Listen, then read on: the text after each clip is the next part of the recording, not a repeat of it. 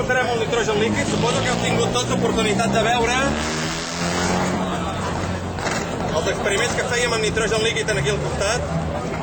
El nitrogen líquid, com he comentat, està a 196 graus Celsius a sota de zero i a aquesta temperatura es congelen moltes coses, però avui no ho farem per això.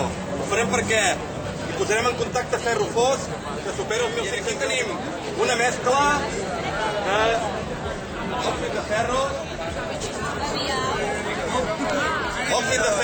i alumini.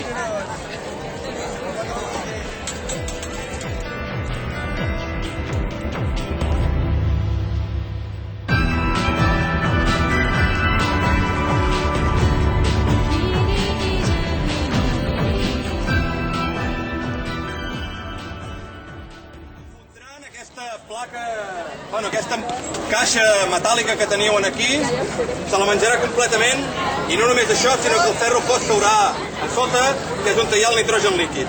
Amb aquesta reacció es poden foradar planxes de diferents grups. Aquests experiments els hem fet a vegades amb rentadores o bé amb capós de cotxe, però avui el farem combinat amb nitrogen líquid i a més ens acompanya avui la Lucy. Ja l'heu aplaudit fort? Molt bé.